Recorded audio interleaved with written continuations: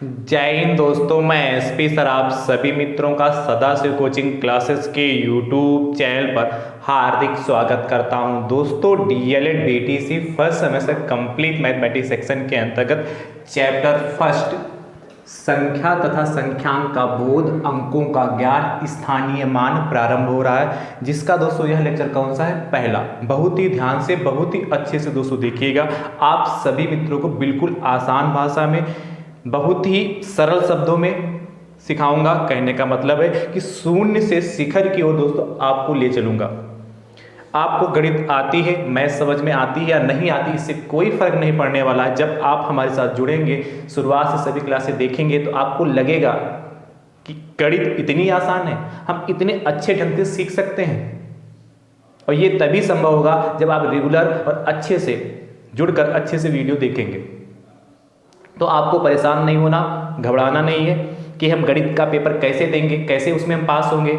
आपको पास जो करना है उससे बेहतरीन अंक आएंगे, पर आप शुरुआत से अच्छे से दोस्तों जुड़ते रहिए और अपनी तैयारी दोस्तों शानदार तरीके से करते रहिए। तभी जाके दोस्तों आप अच्छे अंक ला सकते हैं और अच्छे से सीख सकते हैं। क्योंकि आपको बनना है शिक्षक, और शिक्षक बनना है तो आपको बच्चों को सिखाना, छोटे बच्चों को भी सिखाना है। तो दोस्तों छोटे बच्चों को आप किस तरीके से समझाएंगे, किस तरीके से सिखाएंगे, ये भी दोस्तों आपको सीखने को मिलने वाला है। आप अपनी उत्तर पुस्तिका किस तरीके से लिखेंगे, प्रश्न को किस तरीके से सॉल्व करेंगे, पूरे अंक मिले, ये भी दोस्तों आप सीख पाएंगे। पता चला कि 10 लाइन में सॉल्व करना था, उसको आपने 2 से 3 लाइन में ही सॉल्व करके रख दिया। तो प्रश्न को किस तरीके से सॉल्व करना है वो भी आप सीख पाएंगे। जो मैथ्स बैकग्राउंड से हैं उनको लगता होगा कि ये कितना आसान चैप्टर है, बहुत आसान चैप्टर है, ये क्या करेंगे पढ़कर, ये तो हम कर ही लेंगे। तो वो भी सतर्क हो जाए, वो भी तैयारी करें, क्योंकि आपको किस तरीके से लिखना है ये आपको सीखना बहुत जरूरी है। प्रश्न को किस तरीके से हम सॉल्व करेंगे हमें पूरे नंबर मिले, तो ये भी जानना आपके लिए बहुत जरूरी है। चलिए ध्यान से देखिएगा।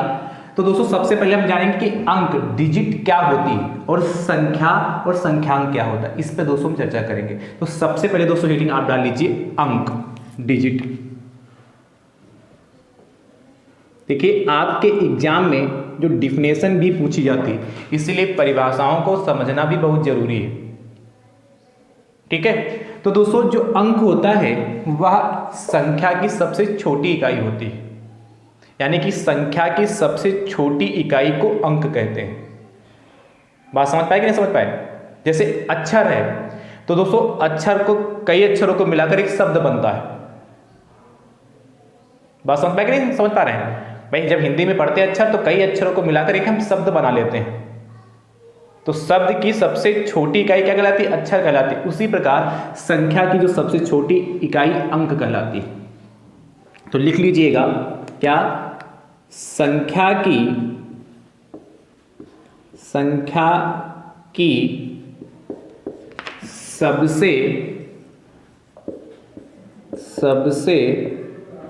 छोटी, संख्या की सबसे छोटी इकाई को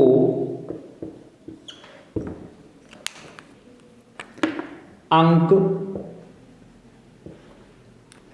कहते हैं।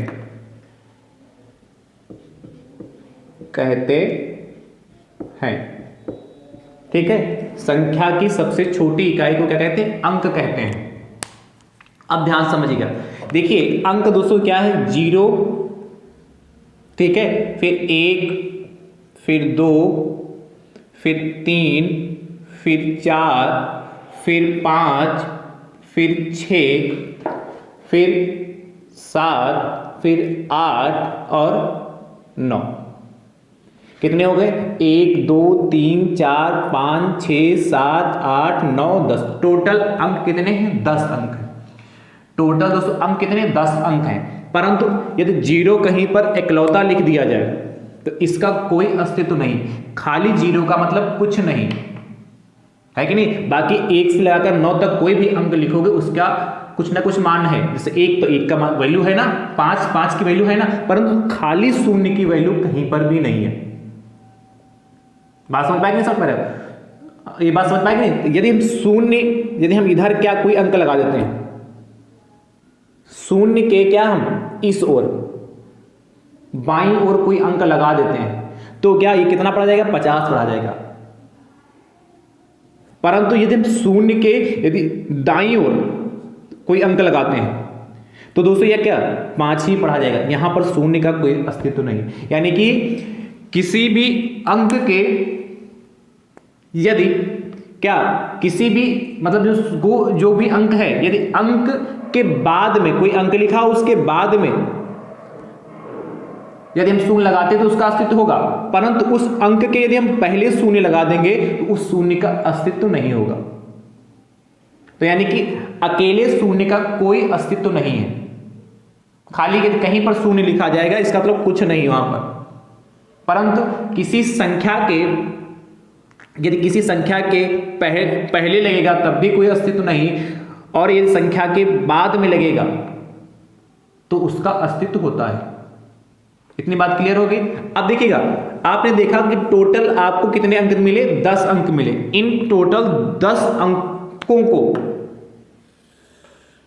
मिलाकर दोस्तों एक प्रणाली बनी, और उस प्रणाली को दोस्तों हम कहते हैं दाशमिक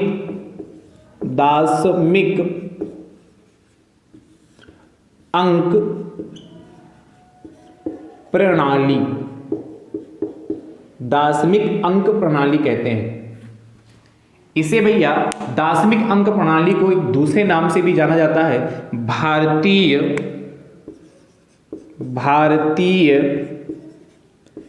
अंक प्रणाली। और दोस्तों इसी भारतीय अंक प्रणाली यानी कि दाशमिक अंक प्रणाली को यूरोपीय देशों के लोग कहते हैं क्या? हिंदू अरबी अंक प्रणाली। क्या पश्चिमी के देश इसे क्या कहते हैं? हिंदू अरबी अंक प्रणाली कहते हैं। देखिए, जो यूरोपीय देश थे उनको इन अंकों का जो ज्ञान है वह अरबों से प्राप्त हुआ। जो अरब देश के निवासी थे उनसे दोस्तों यूरोपीय देशों को इन अंकों का ज्ञान हुआ, और अरबों को मतलब जो अरब के निवासी थे उनको दोस्तों जो इसका ज्ञान क्या भारतीय लोगों से हुआ, भारत के निवासियों से हुआ, भारतीय लोगों से हुआ। बात समझ पाएंगे? हिंदू लोगों से हुआ। इसीलिए दोस्तों इनसे क्या कहते हैं? हिंदू अरबी अंक प्रणाली कहते हैं। एक बार पुनः समझिए, पश्चिमी के देश थे उनको इन अंकों का ज्ञान जो अरबों से प्राप्त हुआ, और जो अरबों के थे उनको दोस्तों इसका ज्ञान भारतीय लोगों से हुआ। इसीलिए इसे क्या हिंदू अरबी अंक प्रणाली पश्चिम में कहते हैं, पश्चिमी के देशों में इसे कहते हैं। इतनी बात क्लियर हुआ? यानी कि अंक समझ पाए कि संख्या की जो सबसे छोटी इकाई को अंक कहते हैं, यानी कि 0 से लगाकर 9 तक टोटल 10 अंक हैं। या 0 अकेले लिखा जाएगा तो इसका कोई अस्तित्व नहीं होगा, तो इसीलिए इसे हम दाशमिक अंक प्रणाली कहते हैं। ठीक है, और दाशमिक अंक प्रणाली को भारतीय अंक प्रणाली कहते हैं, और का यूरोपीय देशों में इसे क्या हिंदू अरबी अंक प्रणाली भी कहा जाता है। इतनी बात क्लियर हो गई? अब हम बात करते हैं कि संख्या क्या होती है। इसको रब कर दें, देखिएगा हेडिंग डाल लीजिए, संख्या नंबर।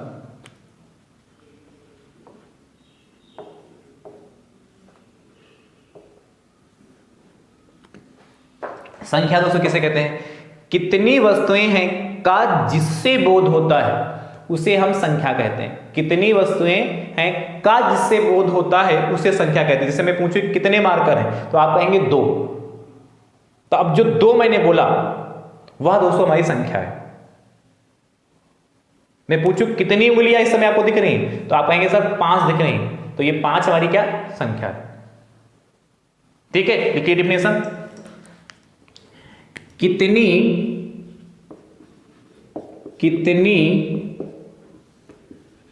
वस्तुएं हैं, कितनी वस्तुएं हैं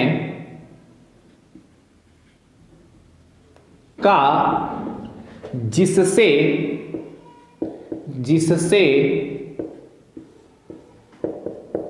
बोध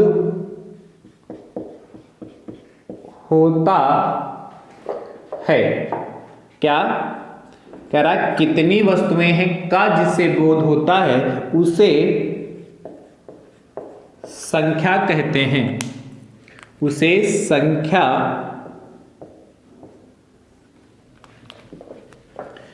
कहते हैं।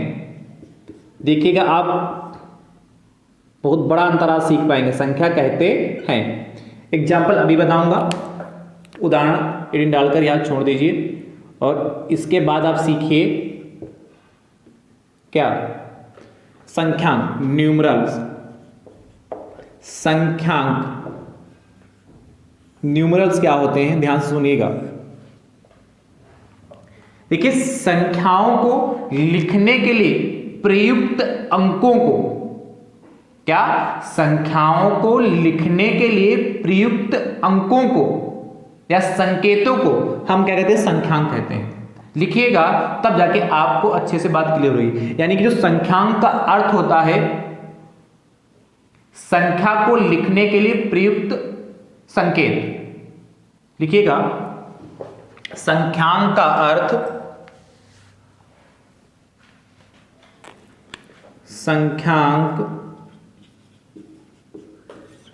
का अर्थ संख्या को लिखने में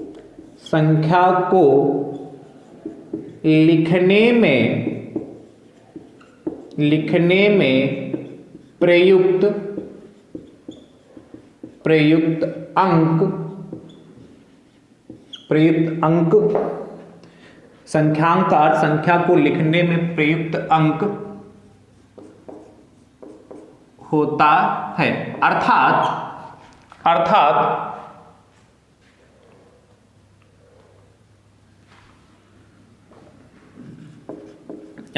इसका मतलब क्या है? अर्थात संख्याओं को लिखने के लिए,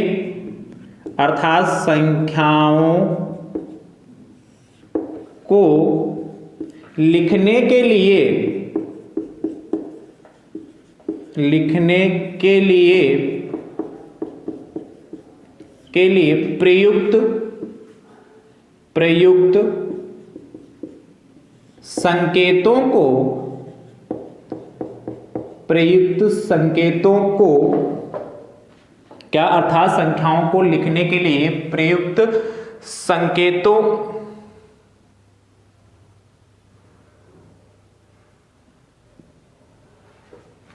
संकेतों को संख्यांक कहते हैं। संख्यांक कहते हैं।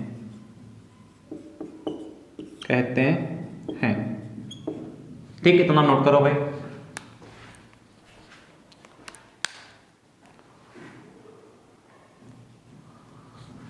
लिख गया?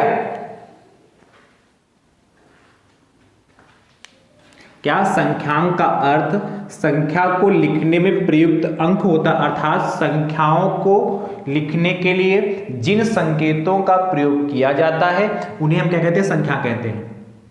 जिन संकेतों का प्रयोग किया जाता है उन्हें हम संख्यांक कहते हैं। अब देखिए उदाहरण समझिएगा।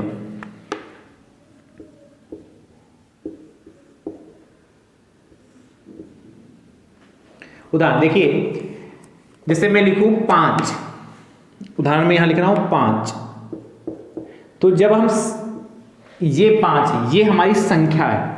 मैंने पूछा था कि कितनी उंगलियां, तो आपने कहा था 5 हैं।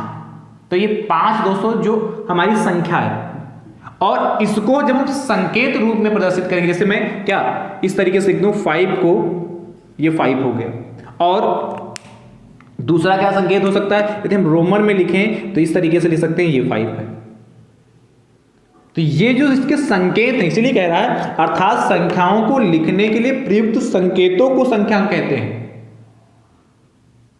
संख्याओं को लिखने में जो संकेत का प्रयोग किया जाता है उन्हें हम संख्यांक कहते हैं। ये 5 हमारी संख्या है और जो ये संकेत 5 चाहे इस तरीके से लिखे, चाहे रोमन में लिखें, रोमन संख्यांक प्रणाली भी आपको पढ़ना है, वो दोस्तों हमारा क्या है, संख्या है। जैसे मैं लिख दूं 11, क्या लिख दूं 11।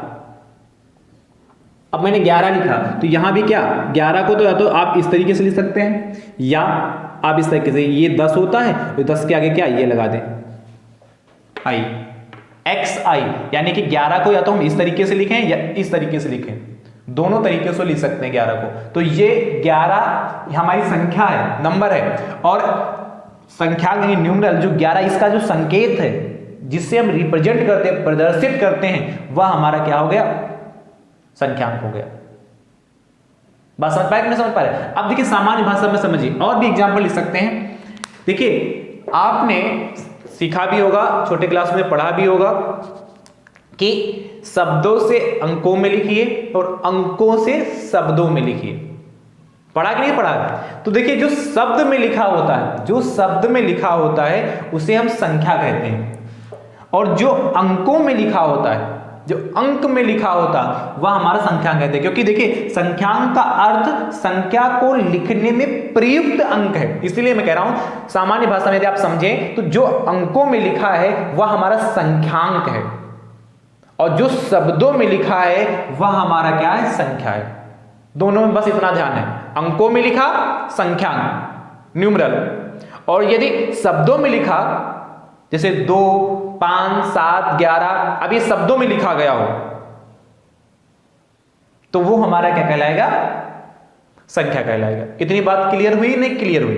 समझ गए कि नहीं समझ पाए? तो आपने क्या सीख लिया, अंक यानी कि डिजिट क्या होती है, संख्या क्या होती है, नंबर क्या है, और क्या संख्यांक न्यूमरल क्या है, न्यूमरल्स क्या है, इसके बारे में भी जान लिया। अब देखिए कुछ प्रश्न देखिएगा, एक टेबल बनवाऊंगा, उस टेबल के माध्यम से कुछ प्रश्नों को आप बहुत ध्यान से समझिएगा। इसको नोट कर लो एक बार और।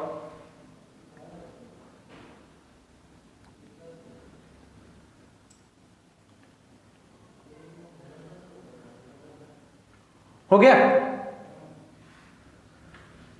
आप देखिएगा, एक टेबल बनाइएगा। दोस्तों यदि हमारी कही हुई बात आपको अच्छे से समझ में आई है तो दोस्तों आप वीडियो को अपने अपने हिसाब से जरूर शेयर करते रहें। देखिए इस टेबल से कई सारे प्रश्न दोस्तों बनने वाले हैं, कई सारे प्रश्न बनने वाले हैं। सबसे पहले लिखिए अंक,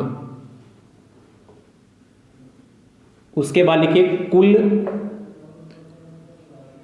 कुल संख्या, ठीक है।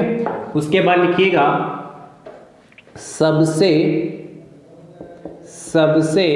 छोटी संख्या, उसके बाद लिखिएगा सबसे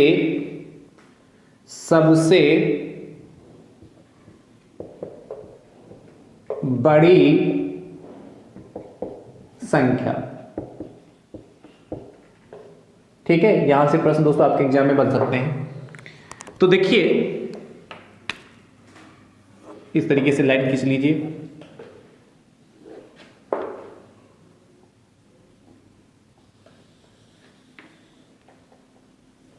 ठीक है।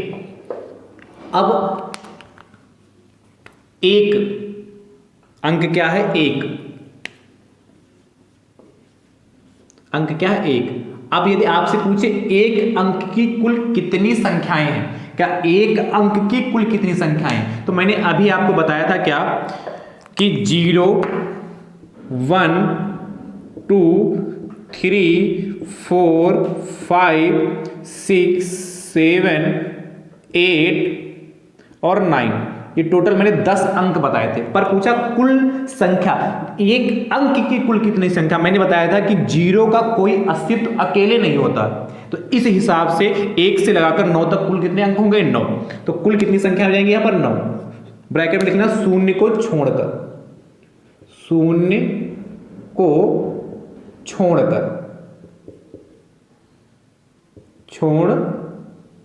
कर। इतनी बात क्लियर हुई कि नहीं क्लियर हुई? अच्छा, आपका सबसे छोटी संख्या, एक प्रश्न कैसे बनेगा, एक अंक की सबसे छोटी संख्या बताइए। देखिए एक अंक की सबसे छोटी संख्या क्या होगी, 0 का तो कोई अस्तित्व अकेले है नहीं, इसलिए एक अंक की जो सबसे छोटी संख्या हो जाएगी वह क्या हो जाएगी, 1, सबसे छोटी संख्या। तो जो एक अंक की जो सबसे छोटी संख्या दोस्तों आपसे पूछेगा तो आप क्या उत्तर देंगे, 1। तो यहां पर कितना हो जाएगा हमारा, 1 हो जाएगा। और आपसे अगला प्रश्न, एक अंक की सबसे बड़ी संख्या है, तो एक अंक की सबसे बड़ी संख्या दोस्तों क्या होगी, 9 होगी। भाई इसके बाद एक अंक की आगे 10 हो जाएगी, तो 10 में 2 अंक हो जाएंगे, इसलिए एक अंक की सबसे बड़ी संख्या, एक अंक की सबसे बड़ी संख्या कितनी हो जाएगी, 9 हो जाएगी। तो देखिए यहां कितने सारे प्रश्न बने। आपसे कहता है कि एक अंक की कुल कितनी संख्याएं होती, तो आप बताओगे 9 शून्य को छोड़कर, और एक अंक की सबसे छोटी संख्या तो आप बताओगे 1, और एक अंक की सबसे बड़ी संख्या बताओगे कितनी, बताओगे 9। अगला प्रश्न देखिएगा, जैसे आपसे पूछे 2 अंक की ब्रैकेट में 2 लिख दिया। अब आपसे कहता 2 अंक की कुल कितनी संख्याएं, तो आपको पता है 2 अंक की कुल कितनी संख्याएं होंगी, ध्यान रखिएगा। आप देखिए 2 अंक की कुल कितनी संख्याएं होंगी, ध्यान सुनिएगा। इसको मैं रखा दूं, समझ गया ना, या मैं यहां लिख देता हूं। तो देखिए 9 के बाद क्या आता है, 10 आता है, और 10 के 2 अंक में ही जाए तो लास्ट में 99 आएगा, 99 आएगा। ध्यान सुनिएगा। तो देखिए आपको निकालना कैसे, 99 है, 10 है, तो 99 से 10 घटा दे कितना आ जाएगा, बोलिए 90। तो 90, तो 2 अंक की कुल कितनी संख्याएं होती है, 90। और यदि आपसे पूछेगा 2 अंक की सबसे छोटी संख्या, तो आप क्या दोगे, 10। देखिए यहां से कई सारे प्रश्न आपके बनने वाले हैं। और 2 अंक की सबसे बड़ी संख्या कितनी, 99। ये सब पहले से आप जानते हैं, पर कुल संख्याएं निकालने में दिक्कत हो सकती थी आपको। अगला देखिएगा 3 अंक जैसे हो, जैसे आपसे पूछे 3 अंक की कुल कितनी संख्याएं हैं, तो आप ध्यान रखिए 9 लिखिए, और 9 के बाद क्या 2 जीरो लगा लीजिए, 900। कैसे, देखिए 3 अंक की जो सबसे छोटी संख्या कितनी हो जाएगी, 100, और सबसे बड़ी संख्या 3 अंक की 999। 999। इतनी बात क्लियर हुई कि नहीं क्लियर हुई, इतनी बात आपकी क्लियर हुई कि नहीं क्लियर हुई? तो आप ध्यान रखिएगा, यहां पर 90, यहां पर 900 आया। यहां मैंने कहा था 99 से वैसे 10 घटाएंगे तो 99 में से 10 घटाएंगे तो 89 आएगा। परंतु देखिए यहां 10 को भी तो काउंट करोगे, 10 को भी तो उसमें काउंट किया जाएगा कि नहीं किया जाएगा, इसीलिए यहां 90 होगा। यहां देखिए 999 है और 100 है। आप ध्यान रखिएगा क्या, 9 लगाकर जितने अंक की आपकी संख्या पूछी, जैसे 3 अंक की पूछा, 3 अंक की कुल संख्या, तो 9 लगा लीजिए। अब 9 तो रहेगा ही, उसमें रहेगा। और उसके बाद 3 अंक की पूछा तो 2 जीरो लगा लीजिए। टोटल 3 अंक आपको बनाने हैं, ये ध्यान इस तरीके से आप निकालेंगे। अच्छा 3 अंक की सबसे छोटी संख्या कितनी हो जाएगी, 100, और सबसे बड़ी संख्या कितनी हो जाएगी, 999, 999 हो जाएगी। इतनी बात समझ पा रहे कि नहीं समझ पा रहे हैं? ये तो निकालना बहुत ही आसान है। इसी प्रकार यदि आपसे पूछे 4 अंक की कुल कितनी संख्या है, तो आप लिखेंगे 9, और कितने जीरो लगा दोगे, 1 2 3, 4 अंक होंगे। तो 4 अंक की कुल कितनी संख्याएं होंगी, कितनी, 9000। 9000, 4 अंक की कुल कितनी संख्याएं हो जाएंगी, 9000 हो जाएंगी। और आपसे सबसे छोटी संख्या पूछा है तो 1 लिख कर कितने जीरो लगाना, 3 जीरो लगाना। 4 अंक होगा कि नहीं, 1 2 3 4, तो 1000 4 अंकों की सबसे छोटी संख्या होगी। और सबसे बड़ी संख्या पूछेगा, ये तो आपको निकालना आता कितना, 9 और 9, 9999 हो गई। इतनी बात क्लियर हो रही कि नहीं क्लियर हो रही? ठीक, अगला देखिएगा 5 अंक की कुल कितनी संख्या है, 5 अंक की कुल कितनी संख्या होंगी, तो आप क्या करेंगे, 9 लिखिए, उसके बाद कितने जीरो, 4 जीरो, 90000। इधर क्या कर लिखोगे, 1 लिखोगे, कितने जीरो लगाओगे, 4 जीरो, 10000। और इधर क्या लिखोगे, 9 कितनी बार लिखे जाएंगे, 5 अंक कहा तो 5 बार, 99999। लास्ट एक और, मैक्सिमम 5 ही तक पूछा जाता है, पर मैं एक और लिख दे रहा हूं। 6 अंक की 200 यदि आपसे कहता तो क्या 9 लगाकर कितने जीरो, 5, 9 लाख। और यहां कितना हो जाएगा, 1 लगाकर कितने जीरो, 5, 1 लाख हो गया। और यहाँ क्या करोगे 6 अंकों की तो है, कितने 6 9 लिखने, 9,99,999। ठीक है, मैक्सिमम 6 अंक तक पूछ सकता है। अब देखिए यहां से बहुत सारे प्रश्न बनेंगे, इसको नोट कर लीजिए, इसको नोट करिए, फिर मैं बताता हूं प्रश्न। वैसे मैंने शुरुआत में ही बता दिए।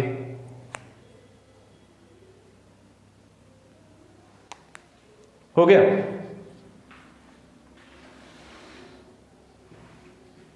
देखिएगा आपसे यह क्या पूछ सकता है, कई सारे प्रश्न। 3 अंक की सबसे बड़ी संख्या, तो 999 आप जानते हैं, जरूर लिख लेंगे, इसमें कोई बड़ी बात नहीं। 3 अंक की सबसे छोटी संख्या भी सोच सकते हैं, पर 3 अंक की कुल संख्या कहता तो हो सकता था थोड़ी सी डिफिकल्ट हो सकता है, परंतु आपको अब तो ध्यान हो जाएगा। जितने अंक की आपकी कुल संख्याएं पूछे आप 9 लगाइए, उसके बाद उससे कम, एक कम 0 लगा दीजिए। जैसे 3 अंक की पूछा था तो आपको 3 अंक बनाना, 9 लगाने के बाद 3 अंक कैसे बनेंगे, जब हम 2 0 लगाएंगे। 3 अंक कैसे बनेंगे, 2 0 बनाएंगे। तो ध्यान रखिएगा, जब भी आपसे कुल संख्याएं पूछेगा तो शुरुआत में 9 होगा, उसके बाद 4 अंक की पूछेगा तो 3 0 लगेंगे, 5 अंक की पूछेगा तो 4 0 लगेंगे, 6 अंक की पूछेगा तो 5 0 लगेंगे, 2 अंक की पूछेगा तो 1 0 लगेंगे, और 1 अंक की पूछेगा तो 1 0 नहीं लगेंगे। ध्यान समझ पाएगा, समझ पा रहे? यदि आप यही कहता कि 5 अंकों की सबसे बड़ी संख्या, तो क्या 99,999 हो जाती।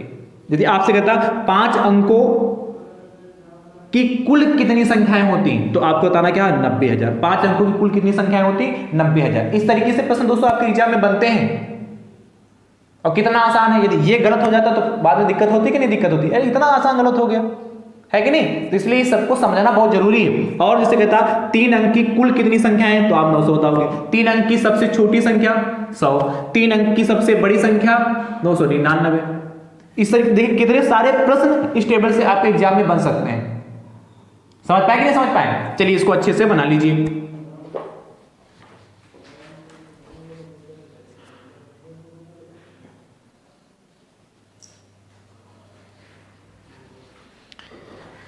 तो दोस्तों मैंने आज की क्लास में आप सभी मित्रों को अंक, संख्या तथा संख्यांक क्या होता है उस पर मैंने विधिवत से चर्चा किया। मैंने एक टेबल के माध्यम से जिस टाइप के प्रश्न दोस्तों आपके एग्जाम में बन सकते हैं उस पर भी मैंने चर्चा किया। दोस्तों आप सभी मित्रों की जिम्मेदारी है कि आप अच्छे से वीडियो को देखिए, उसके बाद अच्छे से आप नोट्स बनाइए, क्योंकि दोस्तों नोट्स ही आपके सच्चे साथी हैं जो एग्जाम के समय दोस्तों आपके काम आने वाले हैं। कैसे? देखिए एग्जाम के टाइम तक आपके पास क्या बहुत सारे लेक्चर हो जाएंगे। अब इतने ज़्यादा लेक्चर हो जाएंगे तो क्या आप एक दिन में या 2 दिन में या 3 दिन में क्या सारे लेक्चर देख सकते हैं? तो आपको पता है कि आपके सभी पेपर 3 दिन के अंदर ही हो जाते हैं। 3 दिन के अंदर मतलब 3 दिन में ही आपके पेपर सभी हो जाते हैं। एक दिन में 3 पेपर, 2 पेपर होते हैं, इसलिए 3 दिन के अंदर 3 दिन में ही सारे पेपर आपको समाप्त करने होते हैं। तो इतना समय नहीं होता कि आप पूरे वीडियो शुरुआत से देख पाए। तो इसके लिए सबसे आसान तरीका है शुरुआत से अच्छे से आप सीखिए, अच्छे से नोट्स बनाएं। इसलिए मैंने कहा कि नोट्स आपके सच्चे साथी जो एग्जाम के समय काम आने वाले हैं। एग्जाम के समय काम कैसे आएंगे? आपके पास समय कम है, आप फटाफट अपने क्या नोट्स पलटिए, कहीं डाउट है कहीं समस्या फटाफट देख लीजिए। नहीं समझ में आया नोट्स में, फटाफट आपको पता तो है कि इस लेक्चर में सर ने बताया था इस चैप्टर के इस लेक्चर में, फटाफट गए यूट्यूब पे देख लिया जाके। तो एक सहूलियत रहेगी जब आप नोट्स बनाएंगे। समझ पाए कि नहीं समझ पा रहे हैं? इसलिए नोट्स दोस्तों जरूर बनाइए और अच्छे से तैयारी करिए। ठीक है, आप सभी मित्र इस वीडियो को अपने अपने हिस्से से जरूर शेयर कर दीजिए, इतना ज्यादा शेयर कर दीजिए जिससे यह वीडियो डीएलएड के फर्स्ट सेमेस्टर में जितने भी प्रशिक्षु हैं सभी प्रशिक्षुओं तक दोस्तों यह वीडियो पहुंच सके। और जैसे आप अपनी तैयारी एक बेहतरीन तरीके से आज से चालू कर पा रहे हैं, वैसे आपके अदर मित्र भी अपनी तैयारी बेहतरीन तरीके से कर पाएं। तो आप अपने अपने हिस्से से जरूर शेयर करिएगा। ठीक है, और चैनल पर नए हैं तो आप अपने YouTube चैनल को दोस्तों सब्सक्राइब जरूर करिएगा। अब हमारी आपकी मुलाकात अगले लेक्चर के साथ होगी, तब तक के लिए आप सभी मित्र स्वस्थ रहिए, मस्त रहिए, मुस्कुराते रहिए। थैंक यू सो मच दोस्तों। राधे राधे दोस्तों।